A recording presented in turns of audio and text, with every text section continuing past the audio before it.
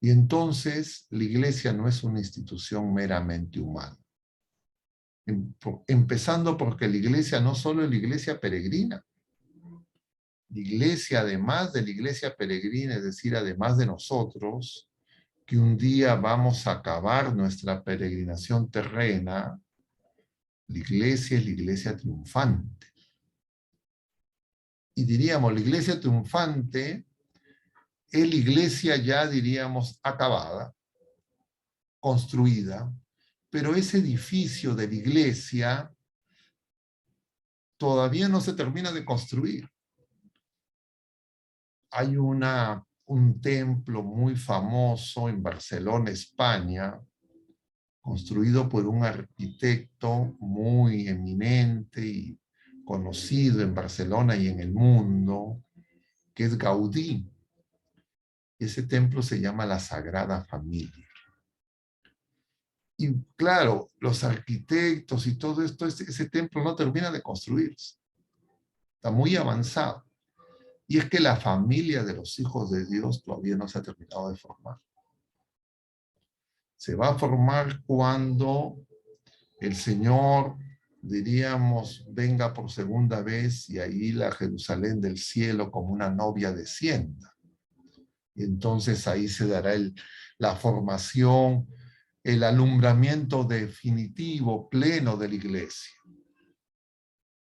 Y ahí la iglesia tiene su figura más eminente en María. Diríamos, María es la iglesia completa. Diríamos, María es ya los planos de la iglesia, cómo va a ser la iglesia en su más mínimo detalle, pero simultáneamente y a la vez es la iglesia acabada. Y entonces la iglesia nos está gestando, como ha gestado a estos dos santos apóstoles, a quienes hemos celebrado ayer, y a este padre de la iglesia y a todos los santos, que ya, diríamos, han completado su gestación, han llegado a término, diríamos. Y la iglesia los reconoce por eso como santos, con ese poder de atar y desatar que se le dio al apóstol Pablo y al colegio apostólico y a sus sucesores. Y entonces, San Ireneo tiene una idea teológica muy importante. San Ireneo nos dice que Jesucristo recapitula a todos los seres humanos. Eso podría traducirse de manera simplificada diciendo que Jesucristo es la cabeza de todos los seres humanos, incluidos los que no están incorporados todavía a la iglesia. Es decir, en Jesucristo se nos revela la verdad de lo que es el ser humano. Y el ser humano es creado incompleto, en formación, como niños. Y hoy día hemos escuchado y nos hemos deleitado con los dones de Vivian, y yo mencionaba también ahora en la mañana a otros niños que estuvieron presentes en la celebración eucarística y que me produjeron mucha alegría. No sé si estarán por acá los padres, con su venia los voy a mencionar. Dos niños pequeños de distintas edades. Uno, Antonio, que debe estar por cumplir 3 años, que fue bautizado el mismo día de su nacimiento, en la clínica. Nosotros tenemos una niña que en esta, diríamos, familia nominal en la que nos conocemos por nombre, vendrá en estos próximos días a conocer la luz de las cosas creadas, pero ya está en camino, está muy próximo. Y ellos también, sus padres, Grecia y Franklin, quieren que sea bautizada también el mismo día de su nacimiento. lo cual a mí me parece una cosa muy hermosa. Por supuesto, si es que eso es posible, yo creo que el Señor va a querer que sea posible. En lo que de mí depende, si es que el Señor así lo concede, celebraré ese bautismo Dios mediante. Pero también una familia estuvo ahora presente con dos niños, uno de ellos Matías, un niño, no sé qué edad tiene exactamente Matías, pero tiene 5 o 6 años. Y Matías, como algunos otros padres, hacen que Matías está bautizado, es un niño que está en los primeros grados, no sé si ya empezó el primer grado, todavía está en el jardín de la infancia, pero va al colegio San Agustín. Y entonces, ahora estaba presente en la misa. Y también no tiene los dones de Vivian para cantar, pero sí me gusta mucho porque cuando él está en la misa, hace las oraciones de la misa con una voz muy potente. Y entonces uno escucha la voz de este niño tierno con una oración que por lo menos a mí personalmente siempre me conmueve, me agrada, por supuesto. Y entonces, ¿por qué lo menciona Matías? Porque Matías es un niño bautizado, todavía no ha hecho la primera comunión, tal vez la hará entre 3 años, 4 años, no sé exactamente en este momento cuánto le toca. Pero Matías se confiesa.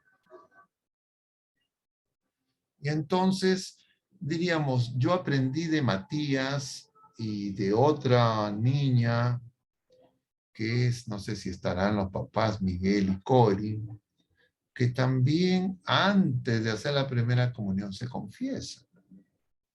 Y entonces, claro, los niños se tienen que confesar, porque los niños, después del bautismo, normalmente la edad de la primera comunión, pues son los 9 años aproximadamente.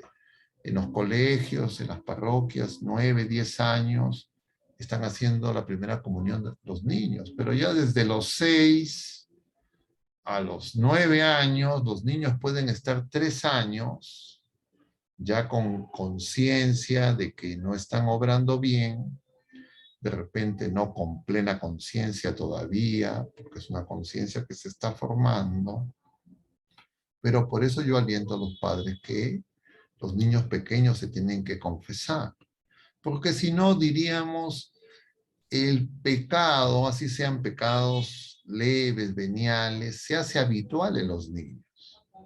Y eso no es bueno. No es bueno para la vida espiritual de esos niños. Y entonces menciono esto de los niños, porque todos nosotros somos formados niños. Y claro, no me estoy refiriendo a lo biológico, a cómo es el desarrollo fisiológico, humano, de los componentes, diríamos, biológicos, fisiológicos, psicológicos, sociales incluso del ser humano, sino me refiero espiritualmente. Nosotros, el Señor nos está formando, nos está haciendo y nos hace en el seno de nuestra madre, que es la iglesia. Pero no con la participación solo de alguna persona, sino la participación de toda la familia. Y claro, un sacerdote tiene el privilegio de que puede observar, diríamos, mucho más personas, que a veces un laico, a veces en una familia, incluso en una familia extendida, pues no es tan grande como una iglesia. Y por eso son importantes las comunidades eclesiales. Pero a veces las comunidades eclesiales las formamos en la iglesia sin la idea de familia. Y entonces a veces es comunidades eclesiales de jóvenes, a veces comunidades eclesiales de varones, a veces comunidades eclesiales de esposos. Y eso en sí mismo no está mal, hay cosas específicas de distintos grupos etarios, de distintos estados de vida, etc. Pero todo eso tiene que ser simplemente, diríamos, la parte específica, pero la vida de formar la iglesia como familia se tiene que hacer como iglesia, no solo en la familia, iglesia doméstica, sino en todos los espacios. Y entonces, diríamos, estas muestras de cariño de ustedes en todos estos días y en el día de hoy, por mi cumpleaños, por mi onomástico, me sirven a mí de ocasión para recordar eso. Yo los noto muy claramente, se los digo como testimonio. Claro, yo me preguntaba, ¿no? El padre Raúl invitaba a la misa de hoy día en la mañana, diciendo, bueno, si quieren saber cuántos años va a cumplir el padre Augusto, vayan a la misa, ¿no? Entonces algunas señoras incluso ahora me preguntaban, ¿no? ¿Cómo no vaya a ser que resulte una estafa? Claro, para mí me resultaba gracioso, por supuesto, yo no estoy en el problema de ocultar la edad, pero como ya tengo y he cumplido 66 años, ya no soy pues biológicamente un niño, y entonces yo tengo dos etapas muy marcadas en mi vida. Y por eso esta canción que ha entonado Vivian para mí es muy significativa, porque una vez que empiezo mi camino de volver a la iglesia, a la casa, el sacerdote que me acompañaba me hizo conocer a San Agustín, me prestó su libro de las confesiones, y cuando leí ese pasaje fue como un dardo, ¿no? Y claro, le tengo un cariño muy especial a San Agustín, porque notaba que eso que había vivido ese hombre del siglo V es algo totalmente actual, por lo menos en mi caso era así, pero lo que me iba es lo siguiente. Yo he tenido muchas celebraciones de cumpleaños y diríamos, he tenido la oportunidad de celebraciones de cumpleaños en épocas en que por mi oficio, por mi trabajo, tenía, diríamos, responsabilidades y cargos de autoridad con cierto, diríamos, capacidad de decisiones temporales. Y entonces he tenido celebraciones masivas de mi cumpleaños, 200, 300 personas. Y claro, siempre también habían cariños, saludos, etcétera, pero no era igual, ni es igual a las celebraciones que empecé a experimentar ya como diácono, como laico comprometido, incluso antes, y más como sacerdote. Y entonces no había pues esa, diríamos, ese vínculo que es del Espíritu Santo, que es el amor de Dios.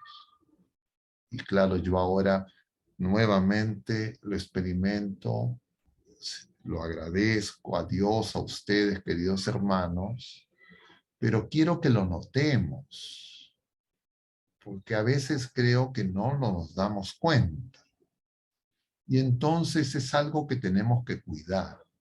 Hay los buenos padres de familia se preocupan de que su familia esté unida.